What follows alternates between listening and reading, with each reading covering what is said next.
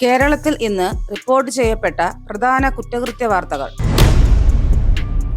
മുഖ്യമന്ത്രിയുടെ ഔദ്യോഗിക വസതിയിൽ ബോംബ് ഭീഷണി. തിരുവനന്തപുരത്തെ ക്ലിഫ് ഹൗസ്, ജില്ലാ കോടതി എന്നിവിടങ്ങളിൽ ബോംബ് വച്ചതായി ഇമെയിൽ സന്ദേശം ലഭിച്ചതിനെ തുടർന്ന് തിങ്കളാഴ്ച നഗരത്തിൽ അതീവ ജാഗ്രത പ്രഖ്യാപിച്ചു.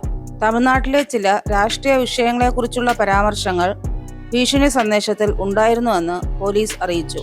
പോലീസ് നടത്തിയ പരിശോധനയിൽ സ്ഫോടക വസ്തുക്കളൊന്നും കണ്ടെത്താനായില്ല.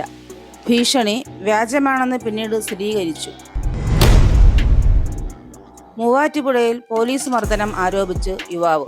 താൻ ചെയ്യാത്ത കുറ്റത്തിന് പോലീസ് തന്നെ ക്രൂരമായി മർദ്ദിച്ചെന്നാരോപിച്ച് മൂവാറ്റുപുഴ സ്വദേശിയായ 35-കാരൻ അമൽ ആന്റണി രംഗത്തെത്തി. ഓഗസ്റ്റ് 12-ന് ഒരു മോഷണ കേസുമായി ബന്ധപ്പെട്ട് തന്നെ പിടികൂടി മർദ്ദിച്ചെന്നും പിന്നീട് പോലീസിന് തെറ്റ് മനസ്സിലായെന്നും അമൽ പറഞ്ഞു. നടുവിനും കഴുത്തിനും ഗുരുതരമായ പരിക്കേറ്റ ഇയാൾ ചികിത്സയിലാണ്. കുറ്റക്കാരായ പോലീസുകാർക്കെതിരെ 1 മാസത്തിന് ശേഷവും നടപടിയെടുത്തിട്ടില്ലെന്ന് അമൽ ആരോപിച്ചു. പോലീസ് നയത്തിനെതിരെ പ്രവർത്തിക്കുന്നവർക്കെതിരെ നടപടി.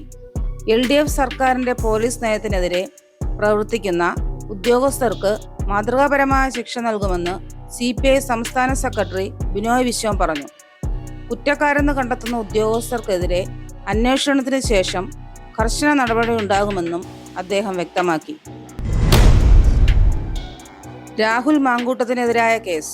യുവ MLA രാഹുൽ മാങ്കൂട്ടത്തിനെതിരായ ലൈംഗികാതിക്രമ കേസിൽ കൂടുതൽ പേരുടെ മൊഴി രേഖപ്പെടുത്താൻ ക്രൈംബ്രാഞ്ച് തീരുമാനിച്ചു.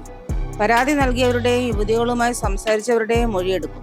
ഭീഷണിപ്പെടുത്തി ഗർഭചിത്രം നടത്തിച്ച യുവതികളുടെ ചികിത്സാ രേഖകളും ശേഖരിക്കും.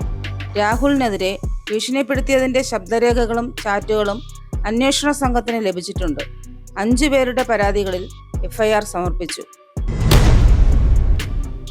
കുന്നംകുളം കസ്റ്റഡി മർദ്ദനം.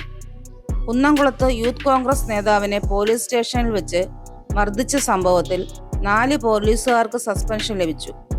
നേരത്തെ 2023 നടന്ന സമാനമായ ഒരു പോലീസ് മർദ്ദന കേസ് വിവരാവകാശ നിയമത്തിലൂടെ പുറത്തു കൊണ്ടുവന്നതിന് പിന്നാലെയായിരുന്നു ഈ നടപടി. എല്ലാ ലോക മലയാളികൾക്കും 1 വർഷം പിന്നിടുന്ന വാഗമൺ സ്പൈസസിന്റെ ഹൃദയം നിറഞ്ഞ ഓണാശംസകൾ അറിയിക്കുകയാണ്. ഈ ഓണം സമ്പൽ സമൃദ്ധിയുടെയും ഐശ്വര്യത്തിന്റെയും നന്മകളും നിറഞ്ഞതാകട്ടെ എന്ന് ജഗദീശനോട് പ്രാർത്ഥിക്കുന്നു. എല്ലാവർക്കും ഓണാശംസകൾ. ഹാപ്പി ഓണം. ഞങ്ങളുടെ സഹോദര സ്ഥാപനം Vagamon spices dry fruits and drinks വാഗമണിൽ ചോറ്റുപാറയിലും ഇപ്പോൾ ആരംഭിച്ചിരിക്കുന്നു. വാഗമണ്ണിൽ തുടങ്ങിയ വാഗമൺ സ്പൈസസിന് എല്ലാവിധ ആശംസകളും നേർന്നുകൊള്ളുന്നു.